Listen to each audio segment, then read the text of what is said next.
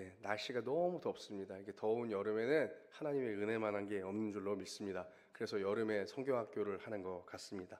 네, 너무 오랜만에 이게 수요 강단에 제가 이렇게 복귀를 했습니다. 이 귀한 강단에 우리 담임 목사님께서 한 달에 한 번씩 이렇게 저에게 허락해 주시는데, 네, 너무 감사한 마음으로 네, 오늘 말씀을 잘 준비하였습니다. 그래서 또 최근 들어서 저희 눈치를 채신 분이 있으실지 모르겠지만 우리 담임 목사님께서 간증이 있는 오후 예배에서는 인물 시리즈로 말씀을 전하시고, 또 우리 수요 겨자식 기도회에서는 이제 강해를 하고 계십니다. 사도행전 강해를 하고 계셔서 저도 목사님의 영적 트렌드를 따라잡기 위해서 시리즈 비슷하게 말씀을 준비해 보았습니다. 네, 대단한 것은 아니고요. 기독교 길라잡이 정도로 생각해 주시면 좋을 것 같습니다. 그래서 우리 기독교인들이 알아야 될 여러 가지 기독교 저변의 상식들, 나누면 좋을 것 같은 것들을 제가 한 달에 한 번씩 준비를 해서, 네, 그 부흥 강사님들이 늘 하시는 말처럼 담임 목사님의 말씀이 영적인 이제 주식 꼴이고 별식으로 생각해 주시면 좋을 것 같습니다. 그래서 네, 오늘 좀 약간 강의 느낌으로 하도록 하겠습니다. PPT 한번 띄워주시겠어요? 네, 그래서 오늘 개신교의 아버지 장 칼뱅이라는 제목으로 우리 위대한 종교 개혁가 중에 한 명인 우리 개신교의 아버지라는 별명을 가진 장 칼뱅에 대해서 알아보는 시간을 가지려 합니다. 이러한 질문으로 시작하겠습니다. 여러분은 종교를 묻는 질문에 뭐라고 대답하시나요? 앞에 너무 정답이 있습니까? 요즘은 이런 질문에 답할 상황도 그렇게 많지 않지만, 예전에 종교 선택란에 4가지가 꼭 있었습니다. 그렇죠. 기독교, 천주교, 불교, 무교. 요즘 모르겠네요. 이슬람도 있을지 모르겠습니다. 예전엔 꼭 저렇게 4개가 있었던 것 같습니다. 학교에서도 조사를 많이 했습니다. 네. 그런데 소위 교회를 다닌다는 사람들은 몇 번을 골라야 되겠습니까? 네, 당연히 첫 번째, 기독교. 그런데 엄밀히 따지자면 정확한 표현은 아닙니다. 우선 기독교의 뜻은 예수님을 뜻하는 영어 Jesus Christ를 한자로 그대로 음역한 예수, 기도. 네, 지저스를 한자로 뜻을 따른 것이 아니라 음역을 한 겁니다. 예수 그리고 크라이스트를 기독이라고 음역한 것에서 유래되었습니다. 그리고 예수님을 따르는 종교인 너무 먼저 넘겼네요. 크리스천이티가 크라이스트에서 파생된 것처럼 이 크라이스트를 음역한 기독이라는 말에 가르침을 뜻하는 교자를 붙여서 그래서 기독교가 되었습니다. 그래서 이 기독교는 예수 그리스도를 따르는 종교를 말하는 것이고, 그렇기에 우리가 흔히 천주교라 부르는 카톨릭도 기독교인 것입니다. 네, 죄송합니다. 그래서 이 기독교는 예수 그리스도를 따르는 종교를 말하는 것입니다. 보편적인 것을 뜻하는 것입니다. 초대 교회들은 자신들을 이 보편적인 교회라 불렀는데, 그리스어로 이 보편적이라는 뜻이 바로 카톨리코스에서 파생된 말입니다. 그래서 로마 시대에는 자신들을 로만 카톨릭 처치라고 불렀습니다. 그래서 거기서 파생되어 나온 말이 카톨릭이어서 지금까지도 우리는 천주교 카톨릭이라고 부르고 있는 것입니다. 예수님이 승천하신 때로부터 지금까지 크게 분류하면 여러분, 교회는 3개의 분파로 나누어집니다. 예수님께서 승천하신 이후 시작된 주님의 가르침과 부활을 믿고 따르는 그리스도교와 그 모임인 초대교회가 있습니다. 예수님이 부활하신 이후에, 승천하신 이후에 교회의 모임이 시작되었습니다. 그것이 바로 초대교회입니다. 그리고 그 초대교회는 우리가 사도행전에서 또 신약의 많은 책들에서 언급되고 있는 대로 다뤄집니다. 신약 성경에 바로 바울의 서신들의 이 초대교회의 수신처 이름들이 나옵니다. 앞에 보시는 바와 같이 고린도 교회, 갈라디아 교회, 에베소 교회, 데살로니가 교회와 같은 교회들이 이 초대교회를 구성하고 있습니다. 그리고 초대교회의 시기를 지나서 예수님이 오신 이후에 313년경, AD 313년경에 드디어 예수님께서 부활하신 지 300년이 지난 다음에 기독교는 로마 제국의 극심한 박해를 지나 이 콘스탄티누스 황제가 밀라노 칙령을 내림으로써 기독교가 로마의 국교가 됩니다. 예수님 부활하시고 300년이 지나서 이제 드디어 기독교는 로마의 국교가 되는 것입니다. 그것이 바로 로만 카톨릭 처치입니다. 그리고 313년 국교화 이후 12년 뒤인 얼마 되지 않은 12년 뒤인 325년에 기독교의 가장 중요한 교리인 무엇이 있을까요? 바로 이 삼위일체 교회. 우리도 믿고 있는 이 삼위일체의 교리를 정립한 니케아 공의회를 통해서 이 삼위일체 교리를 확정합니다. 그러니까 저 때까지만 해도 지금의 표현으로 따르자면 천주교인 거죠. 그러나 우리와 삼위일체의 교회를 같이 하고 있습니다.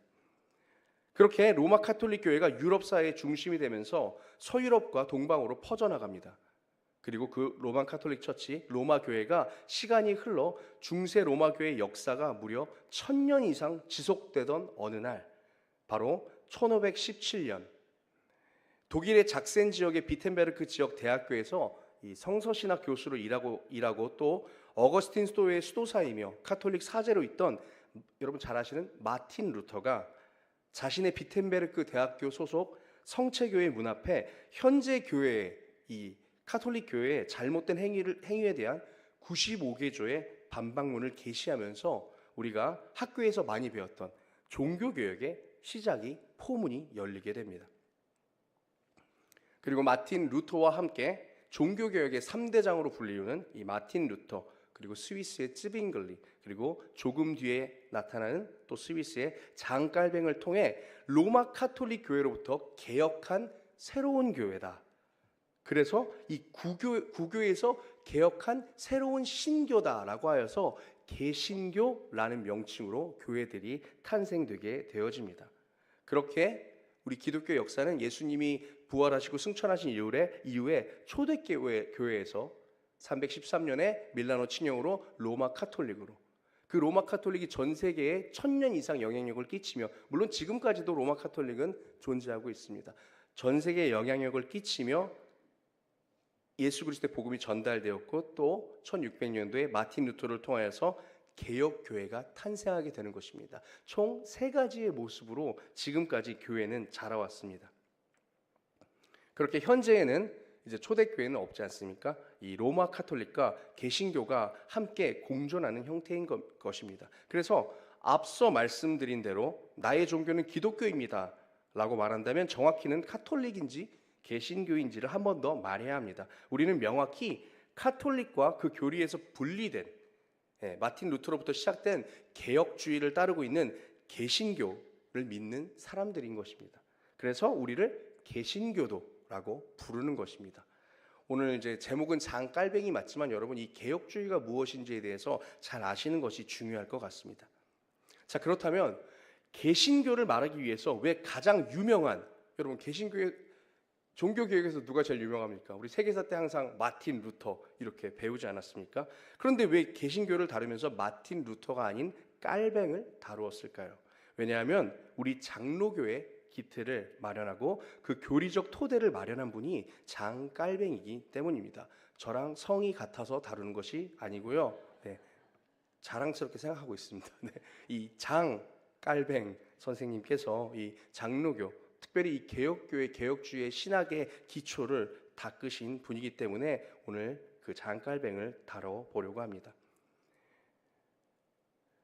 종교개혁은 엄밀히 말하면 마틴 루터는, 종교개혁자라고 불리우는 이 마틴 루터는 정확히 말하자면 카톨릭의 개혁을 촉구했지. 그러니까 성당, 천주교의 개혁을 촉구했지 카톨릭으로부터 새로운 종교를 만들 생각으로 시작한 것이 아닙니다.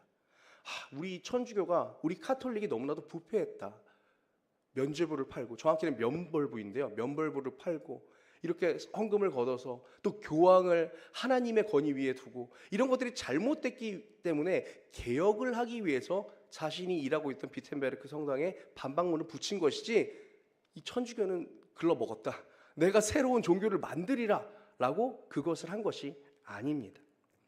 그리고 당시에 또 천주교의 사제였던 마틴 루터 그 자신도 천주교의 사제였기 때문에 어떻게 보면 지금의 교역자죠. 교역자로서 이제 교황을 비판하고 천주교를 비판했기 때문에 당연히 파문당하게 됩니다. 그리고 마틴 루터가 이제 살고 있었던 독일에서 그가 이단자로 지목되면서 이제 엄벌에 놓일 위기에 따릅니다. 당시에는 종교와 정치가 분리되지 않았기 때문에 그때까지만 하더라도 뭐 화형을 당하는 일도 많았고요, 이단자로서. 그래서 마틴 루터가 레오 10세에 의해 이제 사제직이 파면되게 됩니다. 이 레오 10세가 당시에 엄청나게 탐욕스러운 교황으로 유명한데, 이 레오 10세를 통해서 마틴 루터는 자신의 사제직에서 파문당하고 이단으로 정죄를 받게 됩니다. 그것이 바로 1521년에 그러한 일들이 일어나게 됩니다. 이제 그는 당시 교회에서는 이단자가 된 것입니다. 그가 독일에서 머무는 동안 국가 범죄자로서 마틴 루터가 판결이 되어서 모든 법적인 보호에서 박탈당하게 됩니다.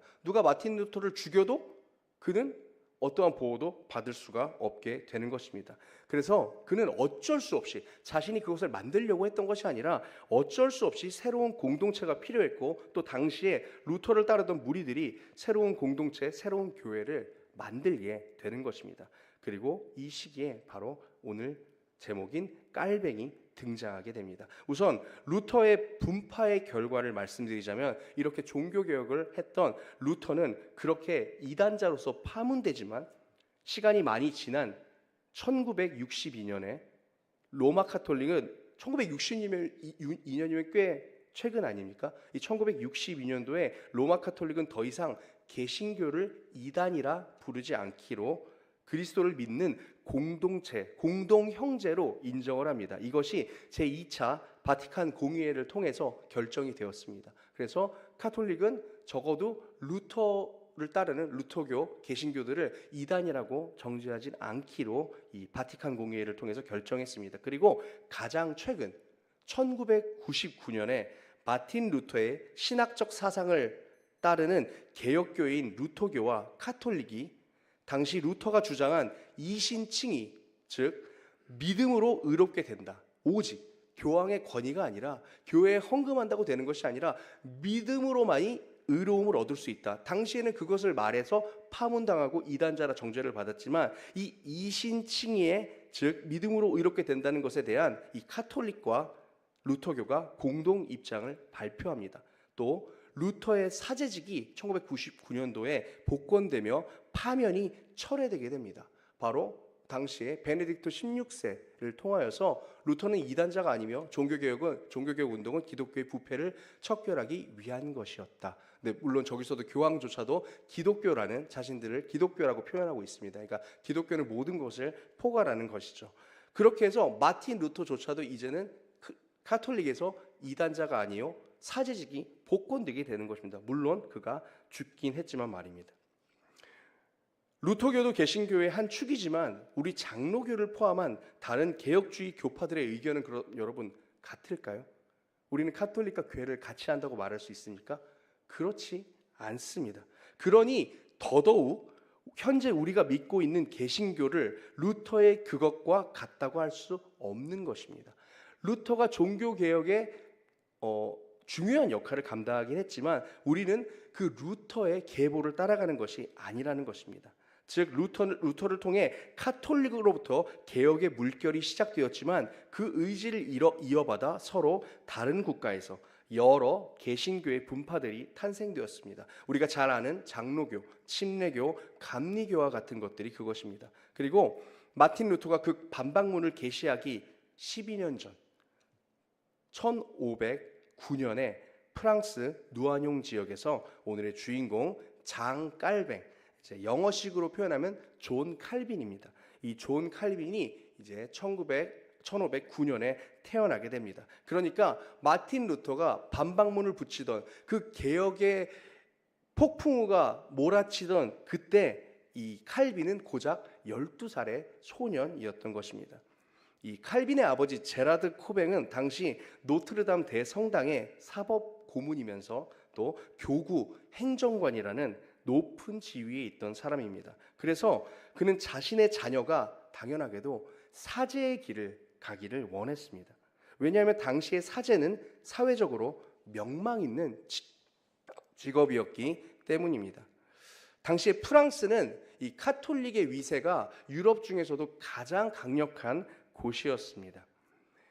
전 유럽에서 가장 권위 있는 신학교, 그것이 바로 프랑스에 있는 파리 대학교였습니다.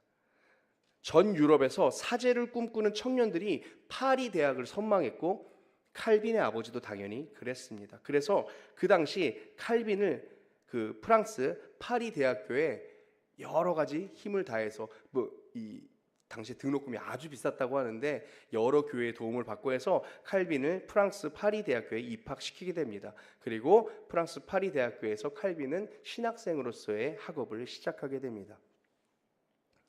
그런데 무슨 일 때문인지 모르지만 갑자기 칼빈의 아버지가 이 교회와 자신이 근무하고 있던 교회와 불화가 생기게 됩니다. 정확히 무슨 내용이라고는 말하지 않지만 이 칼빈의 아버지가 교회와 불화가 생기게 되면서 잘 신학을 공부하고 있던 아들에게 야, 너 신학하지 마. 그럼 뭐 하라고요? 안 되겠어, 너 법학해. 그래서 칼빈은 신학을 배우다가 중간에 법학으로 전공을 바꾸게 됩니다. 그리고 이 당시에 법학으로 전공을 바꾸게 된 것이 후에 아주 귀하게 쓰임을 받게 됩니다. 그리고 칼빈이 이 법학도의 길을 가고 있던 그 당시에는 이 파리 대학교, 그러니까 프랑스에서는 이 개신교에 대한 엄청난 탄압이 진행되고 있었습니다. 당시에 마틴 루터를 시작으로 이미 개신교의 이 개혁이 10년이 이상 지속되면서 유럽의 많은 나라들이 이 개신교가 들어오는 것을 막으려고 했지만 막을 수가 없었습니다. 여러 나라들 가운데 이 개신교가 폭풍적으로 전가되고 있었고 특별하게도 프랑스는 카톨릭이 가장 강한 나라였기 때문에 개신교도들을 심하게 핍박을 했습니다. 마녀 사냥을 하는 그 당시에 화형을 처하기도 했습니다. 개신교를 믿는다는 이유로 사람을 화형에 치르기도 했던 것이 당시의 프랑스입니다. 그런데 이런 와중에서 칼빈은 대학을 졸업하고 칼빈의 친구였던 니콜라 코프라는 사람이 1533년에 이 프랑스 파리의 신학부 학장을 맡게 됩니다. 좀 어린 나이긴 한데 이 사람이 아주 훌륭한 사람이어서 신학부의 학장을 맡게 됩니다. 여러분, 그렇다면 프랑스 파리 신학부는 어떤 신학을 갖고 있는 학교죠? 카톨릭의 신학을 갖고 있는 학교인 것입니다. 그 신학부 학장으로 니콜라 코프라는 칼빈의 친구가 학장이 되면서 취임 연설을 하게 되는데 아니나 다를까 그의 취임 연설 속에 이 루터주의의 냄새가 나기 시작하는 것입니다. 오직 믿음으로만 구원을 얻을 수 있다라는 말을 이 취임 연설 때 그가 하게 됩니다. 당연하게도 프랑스 정부는 아니 지금 카톨릭을 보호해야 되는 프랑스 파리 신학과의 학장이라는 사람이 이신칭의의 이론을 루터의 이 요즘으로 치면 뭐죠? 불손한 사상을 어떻게 취임 연설에서 할 수 있냐? 당장 체포해라 라는 체포의 명령이 떨어지게 됩니다. 그리고 가장 친했던 그의 친구 칼빈조차도 연설문을 같이 작성했었다는 이제 의혹이 제기되면서 그의 체포 명령이 떨어지게 됩니다. 그래서 그때부터 칼빈은 프랑스 이곳저곳을 도피하며 2년간의 도피 생활을 거치게 되고 1535년 스위스 바젤로 이제 망명을 하게 됩니다. 당시에 바젤은 아까 앞부분에 이 세 명의 종교 개혁자들 말한 것처럼 3대 거장 중 한 명인 이 쯔빙글리, 스위스 쯔빙글리의 영향을 받아서 이 지역은 이 스위스 바젤 지역은 개신교 신자들이 상대적으로 안전하게 머물 수 있는 곳이었습니다. 그리고 그가 그곳에 머무는 동안 프랑스에서 충격적인 사건이 일어나게 됩니다. 그가 잠시 바젤에 숨은 동안 프랑스에서 어떤 사건이 일어났냐면 바로 개신교 열성 복음주의자들이 카톨릭 교회의 미사를 비판하는 이 전단지를 프랑스 곳곳에 붙이게 되는 것입니다.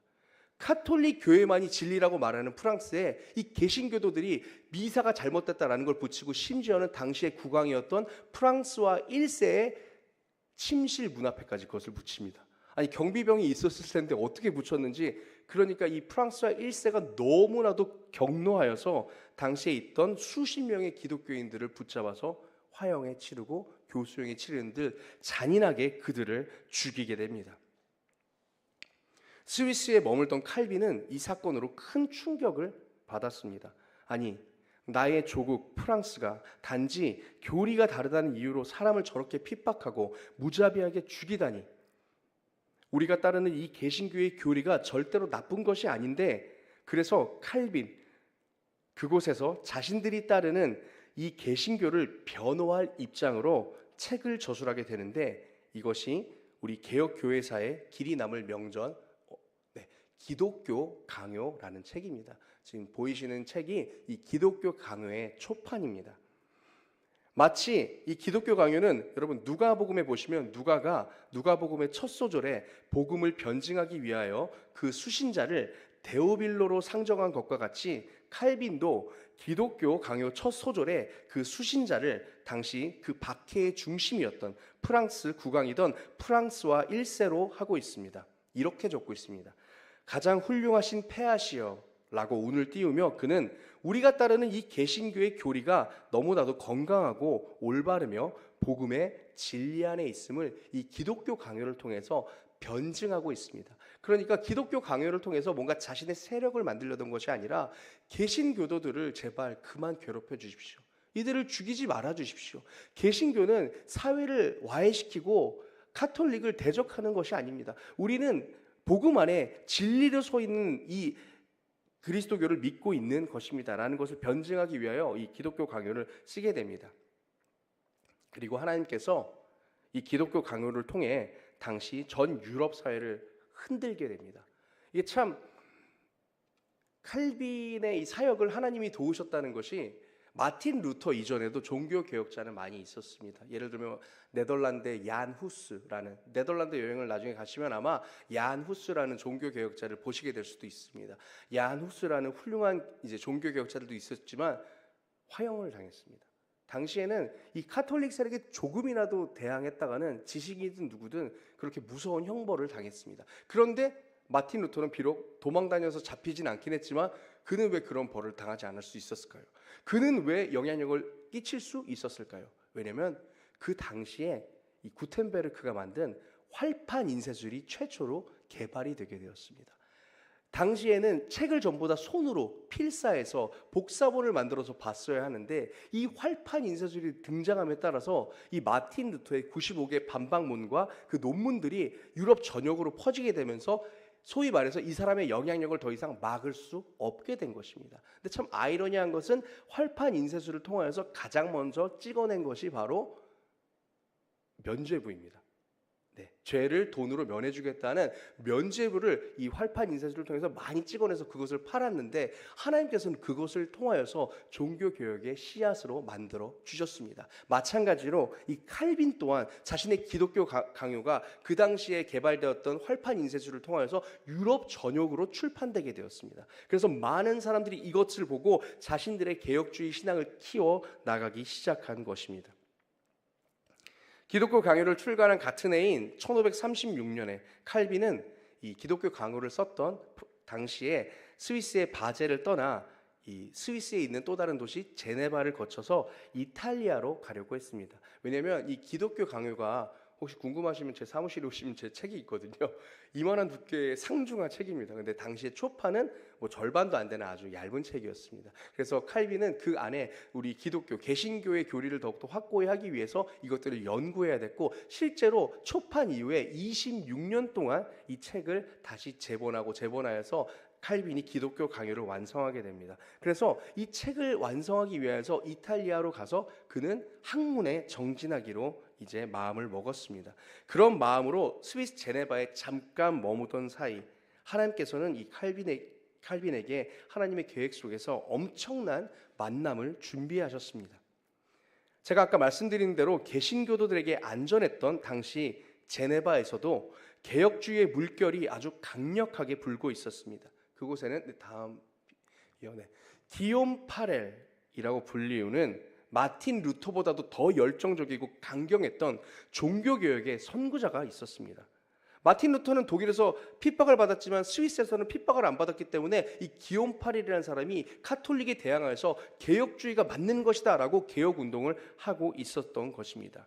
그런데 칼빈이 제네바에 하루 머물던 그날, 그 소식이 파렐의 귀에 들어온 것입니다. 당시 파렐은 칼빈보다 20살 정도 나이가 많은 연장자였습니다.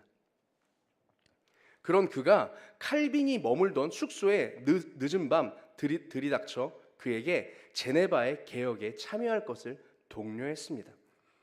칼빈에게는 너무나 갑작스러운 일이었습니다.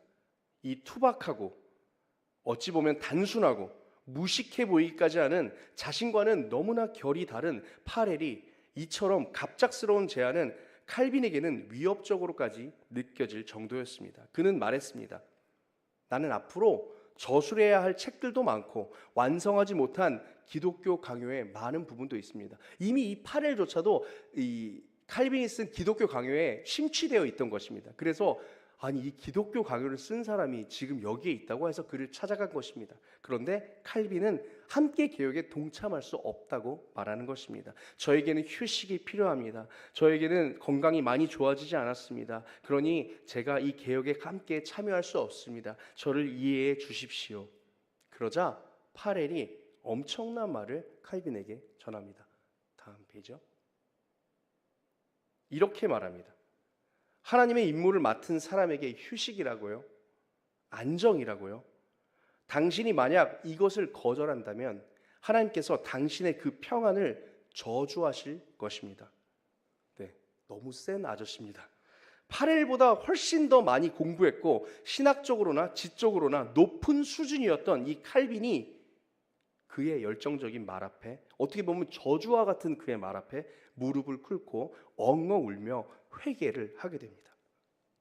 그렇게 제네바에서의 종교개혁이 이루어지게 되는 것입니다. 원래 칼빈은 학자 스타일이었기 때문에 개혁 같은 거에 참석하고 싶지 않았습니다. 그러나 이 파렐이라는 사람의 인도함을 따라서 하나님의 계획으로 그는 이 제네바에서의 개신교의 기틀을 마련하게 됩니다. 이 부분에서 칼빈이 아까 초반에 말씀드린 대로 신학에서 법학으로 전환했던 경험이 많은 도움을 줍니다. 그는 교회에서 필요한 제도를 정립했습니다.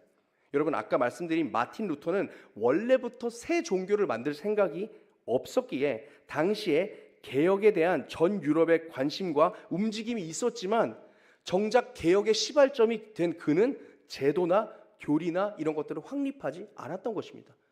가톨릭이 변해야 돼라고 말만 했지 그것 때문에 새로운 종교가 태어나자 어떤 제도로 만들어야 되는지, 예배는 어떻게 해야 되는지에 대한 준비는 하나도 돼 있지 않았던 것입니다. 새로운 교회를 만들면 어떻게 조직을 할 건데, 그 안에 예배와 그 당시로서는 가장 중요했던 성만찬은 어떻게 진행을 할 것인가, 그 교회는 누가 섬기며 어떤 직책을 만들고 교회의 문제는 어떻게 다룰 것인가 하는 질문들에 대한 답이 하나도 없었던 것입니다. 그런데 칼빈은 이것들을 확립시킬 만한 능력과 기반이 충분히 있었던 것입니다. 여러분 이 일을 누가 하셨을까요? 우리 하나님이 하셨습니다.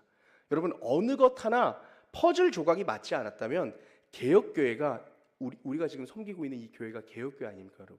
개혁교회가 이처럼 발전하지 못했을 수도 있습니다. 비유로 하자면 마틴 루터, 우리가 잘 알고 있는 종교개혁가인 마틴 루터가 부실공사로 무너지기 직전의 기독교를 안전검사를 하고 비상건축위원회를 소집했다면 정작 모든 설계와 시공을 하고 기틀을 다진 사람은 바로 오늘의 주인공 칼빈인 것입니다. 네, 칼빈은 제네바의 교회, 이 성 베드로 교회입니다. 지금 스위스의 제네바를 가시면 여러분 보실 수 있습니다. 이 제네바 교회를 통해서 장로 조직을 만들었습니다. 1541년 제네바 교회 규칙서를 통해서 4가지의 직분, 교회의 직분을 확립하였습니다. 그것이 바로 목사, 장로, 교사, 집사입니다. 우리가 들었을 때는 너무나 익숙한 것이지만 여러분 카톨릭 시대에는 목사라는 단어가 있었겠습니까? 말씀을 전하기 위하여 직분을 받은 자, 목사라는 직함을 이 칼빈이 최초로 만든 것입니다. 장로의 직분을, 우리에게 너무나 익숙한 이 집사의 직분, 교사의 직분을 바로 칼빈이 만들게 된 것입니다. 그리고 당연하게도 루터의 영향을 받아 칼빈은 교회의 권력이 한 사람에게만, 즉 그 당시 교황에게만 집중되지 않도록 이 장로를 세워서 그 영향력을 분산시켰습니다. 그리고 칼빈은 제네바에 바로 제네바 아카데미라는 개신교 신학교를 세워 개혁주의 신앙적 소양을 가진 인재들을 길러냈습니다. 로마 카톨릭의 최고 양성 기관이던 파리 대학을 졸업한 것이 바로 누구죠? 칼빈입니다.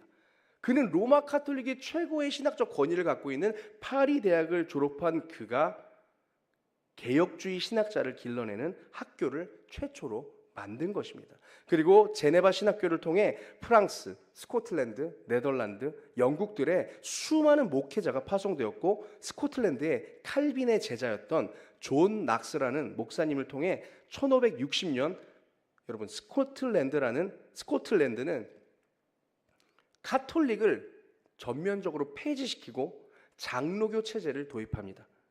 여러분, 한 국가가 전체 개혁교회 중에서도 특별히 장로교를 자신들의 유일한 체제로 선택한 것은 스코틀랜드가 처음입니다. 카톨릭을 버린 것입니다. 우리는 국가의 종교를 장로교로 한다라고 스코틀랜드가 선포를 하게 되는 것입니다. 그렇게 우리가 믿고 고백하며 따르는 이 개혁교회, 특별히 장로교까지도 여러분 루터의 유산이 아닌 칼빈의 유산이다 말할 수 있는 것입니다. 물론 칼빈이 그렇다고 아무런 흠이 없는 사람은 아닙니다. 그는 당시 예정론과 특별히 삼위일체 교리를 부정하던 이 세르베투스라는 사람을 제네바 교회의 협의에 따라 이단으로 정죄하고 화형에 처하는 데 동조했습니다. 그 당시에 제네바 교회에서, 이제 제네바 지역은 칼빈의 영향을 받았기 때문에 개혁 교회가 모든 이제 권한을 갖고 있었는데요. 칼빈에게 이 제네바 교회 협의에서 자문을 구합니다. 이 삼위일체를 거부하는 이 세르베투스라는 사람을 어떻게 처리할 것인가? 그 칼빈에게 자문을 받고 결국 그 사람이 화형을 당하게 됩니다. 그래서 칼빈이 후에 이 사건을 통해서 많은 비난의 화살을 맞게 됩니다. 어찌 보면 칼빈도 자신이 가장 경멸했던 종교라는 이름으로 사람을 죽이는 일에 동참하게 된 것입니다. 그리고 그것이 칼빈이 이룬 위대한 업적에도 불구하고 사람들에게 비난받고 폄하되는 이유 중에 하나입니다. 분명 그의 잘못은 쉽게 이해받을 수 없는 부분입니다. 하지만 그가 개혁주의 신학을 정립하고 개혁교회의 기틀을 마련했다는 사실은 변하지 않습니다. 칼빈도 여러분 연약한 인간이었으며, 마치 바울이 스데반의 죽음 앞에 바리새인으로서 묵인하며 그것을 찬성한 것과 같은 비슷한 모습을 칼빈이 보인 것입니다. 칼빈이 화형을 명한 것은 아니지만 칼빈도 당시에는 이 로마 카톨릭에서, 자신이 지금까지 어렸을 때 지내왔던 로마 카톨릭에서 이 교리가 어긋나면 사람을 불에 태워 죽이는 이 무시무시한 형벌에 자신도 익숙했던 것입니다. 그래서 제네바 교회에서 이 이단자를 화형에 처하겠다라고 했을 때 쉽게 동의를 했던 것입니다. 하지만 그 이후에 칼빈이 이것에 대해서 반성했다, 회개했다라는 말은 없지만, 세르베투스의 화형 이후 개신교에서는 이단자를 화형에 처하거나 교수형에 처하는 공식적인 사건을 하나도 찾을 수가 없습니다. 그 이후부터는 장로교의 전통, 특별히 웨스트민스터 신앙고백서 20장에 따라 양심의 자유를 중요시 여기며, 우리 개신교는 양심의 자유, 믿는 것에 있어서 양심의 자유를 우리는 허락하겠다라는 그 교리로 지금까지 이어져 오고 있습니다. 이처럼 존 칼빈을 통하여 로마 카톨릭으로부터 개신교는 진정한 의미의 독립을 하게 된 것입니다. 이제 개신교는 하나님의 절대 믿음의 본질을 쫓아가며 카톨릭이 했던 것처럼 사람을 화형에 처하지 않고 이단자로 규정하여서 그를 핍박하지 않는 것입니다. 이것을 함과 동시에 개신교는 진정한 독립을 카톨릭으로부터 하게 되는 것입니다. 여러분, 현재 그 신앙의 유산을 저와 여러분이 누리며 살고 있는 것입니다. 이는 하나님의 개입과 계획 가운데 이루어진 일이며, 그렇다면 분명 하나님께서 원하시는 결과가 있다라는 것입니다. 여러분, 우리는 이 개혁의 유산을 누리는 자들입니다. 개혁교회가 태동하기 위하여서 수많은 목숨들이 불에 타 사라졌습니다. 개혁하지 않으면 되는데, 그 카톨릭의 핍박을 통하여서 핍박 가운데에서도 수많은 사람들이 이 신앙의 본질, 믿음으로써 구원받는다는 이 신앙의 본질을 지키기 위하여서 고난을 당했습니다. 마틴 루터는 교황의 신격화, 교회의 세속화를 경계했습니다. 여러분, 그렇다면 개혁교회인 이 시대에 우리 교회들에는 그런 것들이 없을까요? 교회의 결정과 운영은 모두에게 공평하게 돌아가고 있을까요? 교회는 세속화되어 있지 않고 오직 하나님의 말씀만을 설파하고 진리만을 쫓을까요? 부끄럽게도 우리는 개혁하기 이전의 모습으로 돌아가는 듯합니다. 많은 교회들이 그들의 영향력을 키우기 위해 물리적 성장에 집중하고 예배의 본질을 잃어갑니다. 마틴 루터의 업적 중에서 주목할 만한 것이 여러분 바로 성경을 번역한 것인데, 당시에는 이 성경을 이제 성당에서, 교회에서 원문으로 읽었습니다. 그러니까 구약은 히브리어로, 신약은 헬라어로 된 불가타 성경을 이용해서 사제들이 그것을 읽었습니다. 그렇기에 성도들은 선포되는 말씀이 무슨 뜻인지 하나도 알지 못하였고, 성경이 있다 한들 그 의미를 알 수가 없었습니다. 그래서 마틴 루터는 당시에 일반 민중들이 사용하던 고지 독일어에 기반하여 신약 성경을 번역했는데, 이를 통해 많은 대중이 하나님의 말씀을 직접 읽고 깨닫게 되었습니다. 그렇다면 지금 우리는 우리 손에 들려진 이 성경을, 그 선물로 얻게 된 이 성경의 말씀에 얼마나 관심을 가지고 있습니까? 우리는 눈이 있으나 마치 해석이 안 되는 것처럼 이 성경을 가까이 하고 있지 않습니다. 우리는 우리 손에 들린 이 말씀이 너무 가까워 오히려 보고 있지 않은지 모르겠습니다. 가려진 그 말씀을 개혁자들의 손을 통해 밝혀주셨으나 우리의 눈이 어두워 여전히 그것을 보지 못하고 있는 것 아닙니까? 말씀을 마치겠습니다. 개혁주의 신앙에서 내려오는 유명한 말이 있습니다. 에클레시아 레포르마타 셈페르 레포르만다 세쿤둠 베르둠 데이라는 말입니다. 바로 개혁된 교회는, 우리 함께 읽어보겠습니다. 시작. 개혁된 교회는 항상 하나님의 말씀에 따라 개혁되어야 한다. 여러분, 이것이 우리 개혁교회의 기치였습니다. 사랑하는 성도 여러분, 여기 여러분의 종교를 묻는 질문지가 있습니다.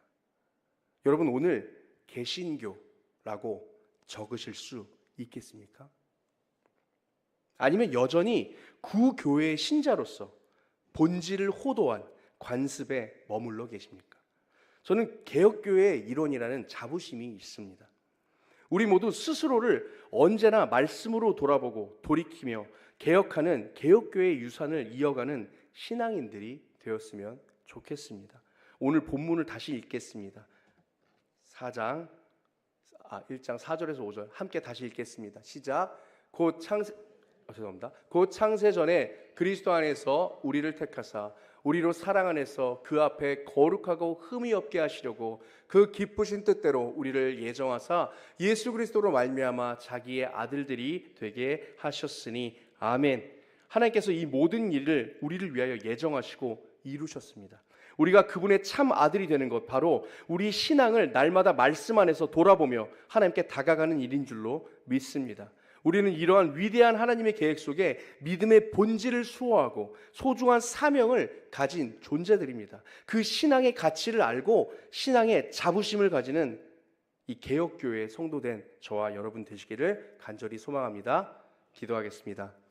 하나님 감사합니다. 하나님께서 이 기독교 역사 가운데에 아버지 칼뱅을 통하여서 우리에게 이 개혁주의의 아버지 하나님 믿음의 공동체를 허락하여 주시고, 이 시간 우리가 아버지 하나님 믿음의 본질을 따라가고자 하나님을 따르는 자들이 교회에 나와 신앙생활할 수 있게 해주시니 감사합니다. 하나님 아버지, 우리가 이 받은 신앙의 교훈을, 이 교리들을 기뻐하며 아버지 하나님 따라가는 우리 성도를 될 수 있도록 주여 역사하여 주시옵소서. 자꾸만 우리가 우리의 모습이 부족하여서 과거로 회개하지 않게 하시고 하나님 기뻐하시는 대로 우리의 심령을 쪼개며 말씀에 빗대어 주의 말씀을 쫓아갈 수 있는 우리 모든 성도를 낼 수 있도록 주여 역사하여 주시옵소서. 이 시간 기도할 때 그러한 하나님의 성령이 우리에게 임재하시길 간절히 소망하며 예수님의 이름으로 기도합니다.